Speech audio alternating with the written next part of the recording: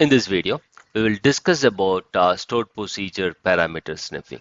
I'll be using database AdventureWorks DW for this demo. I'm going to create two tables, table 1 underscore temp and table 2 underscore temp. Both these table will get its data from the existing table, table 1. I'm going to create cluster index ix underscore test on column 1 for table 1 underscore temp. And same way, like I'm going to create a cluster index ix underscore test on column 1 for table 2 underscore temp. Additionally, I'll be creating a non-cluster index ix underscore test 1 on column 3 and will include column 2 on table 1 underscore temp, and I will create the same index on table 2 underscore temp as well. Now I'm going to create a stored procedure, and this stored procedure takes column 3 as integer.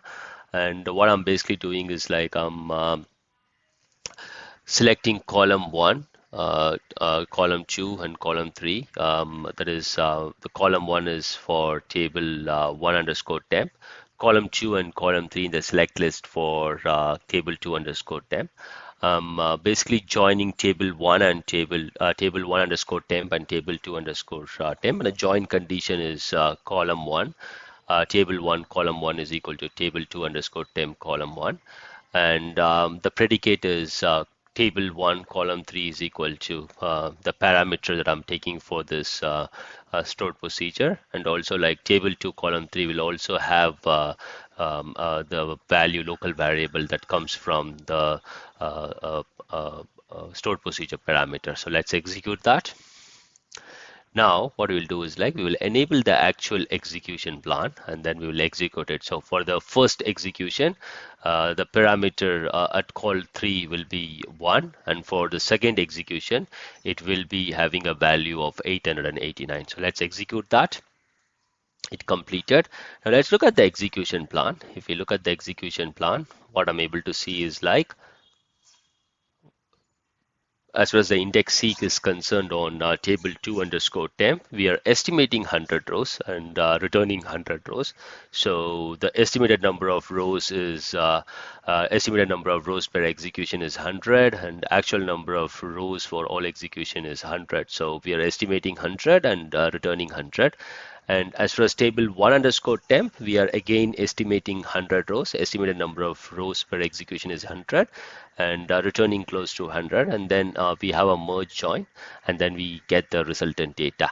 So now we look at the second query. What I'm able to see is like we are estimating 100 rows, but we are ending up returning close to 5,762 rows. So it's like we are doing it is a lower estimate by 50x. Like we are estimating just 100 rows and we end up returning 5,700 rows. And that is same for table 1 underscore temp also. Like we are estimating 100 rows, but we end up returning 5,762. That is like it is there is a lower estimate of 50x. And now if it is going to be a huge table, then this lower estimate can really cause some issues. Now we will understand first like why we are seeing a lower estimate here. So now if we look at the first query properties for the select operator, we have something called the parameter list. There are two components here. It basically, one is parameter compiled value and parameter runtime value. So in this case, this query was executed as soon as we created the stored procedure. So that means like a plan will be created for the first time for this particular query, and that's the reason the plan parameter compiled value is basically the value that was used to create this particular execution plan, and parameter runtime value is like the value with which this query was actually executed. So both are 1 here, so it looks good as far as this query is concerned. Now let's look at the same thing for the second query. Let's go to the parameter list here. Now, if you see here, what I'm saying is that the parameter compiled value is 1 because this execution plan is kind of reused as far as this execution is concerned. And this execution plan was actually created when we executed this query for the first time. So that's the reason we are seeing like the parameter compiled value is 1 and parameter runtime value is 889. So that means like this execution plan was basically created when this stored procedure was executed with a value of 1, the parameter value of 1. But right now we are using this same execution plan, but the parameter value is different. So when you have a different value, it basically tells like there is a parameter sniffing going on here. Yep, this is the basic thing that we can use and understand if whether parameter sniffing is going on or not. Now is like now that we looked at the parameter list, let's recompile this stored procedure and then let's reverse the order as far as the execution is concerned. Previously, we used column 3 is equal to 1, and then we executed column 3 is equal to 889. But this time, what we'll do is like we will run column 3 is equal to 889 first, and then column 3 is equal to 1. Let's execute that. Now, if you look at the execution plan, now we are getting an hash match. And if we look at the index seek, what I'm able to see is like the estimated number of rows per execution is 5762, and I'm returning close to 5762. The estimate looks good. And as far as the second operator table 2 underscore temp is concerned, the index seek, I'm able to see the same estimates wherein the estimated number of rows per execution is 5762, and then we are returning the actual number of rows for all execution is also 5762. So this looks good. So now let's look at the second execution where column 3 parameter was 1. Now if I look at it here, what I'm seeing is like I'm doing a higher estimate wherein the estimated number of rows per execution is 5762, but I end up returning only 100 rows. And this is same for table 2 underscore temp also. It is in last time when we executed column 3 equal to 1 as a parameter first, and then column 3 899 as second, we had an lower estimate of 50x. But this time when we reverse the order where we run 899 first, the parameter, and then column 3 is equal to 1 the second time, the second execution where parameter column 3 is equal to 1 has a very higher estimate, and it is again 50x, wherein we are estimating 5,700 rows, but returning only 100 rows. The problem with this one is like it basically uses an hash match, and you know, like as far as hash match is concerned, there is a memory grant component. If you use a nested loop, for example, when you execute the stored procedure for the first time using column 3 is equal to 1, it uses a nested loop. A nested loop doesn't have a memory grant. So this memory grant hash match is a good one, but if this one if we force hash match unnecessarily on places where nested loop is required, this memory grant can be a problem, which requires like this, at least this query required close to 1.6 MB of memory. So it will not be good for concurrency, and also it utilizes more resources, but it at the end ends up losing very few resources. That means like those resources that was allocated becomes kind of waste. So what we are going to do for that, again, what we'll do is like we will look at the properties and then look at the parameter list here.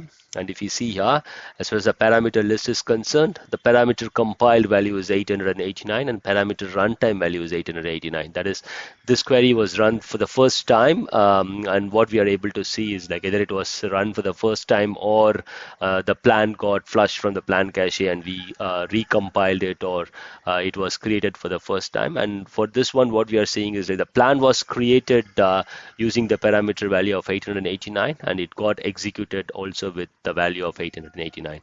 On the other hand, if you look at the second query, let's go to the parameter list. What we can see is like the plan that was used for this execution was actually created when the parameter was 889, and this query uses that plan, but the runtime value is actually 1. So that's what we understand from this.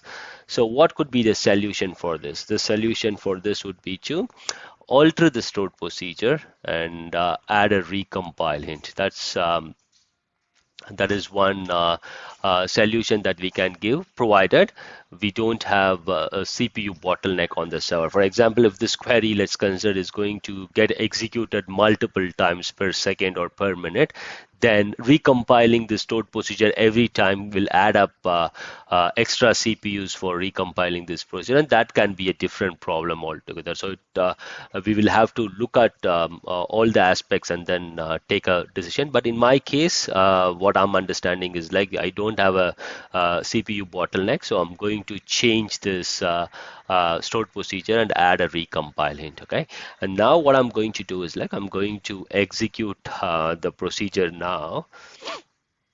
And if I look at the execution plan, what I'm able to see is like I'm no longer getting an same plan for both the query because I have used a recompile it. And again, I told like it was a nested loop, but the first query basically when parameter is 1, it was coming up with merge join. Again, merge join doesn't have a memory grant, but if you look at the hash match, you have a memory grant component. That is one thing that you need to note.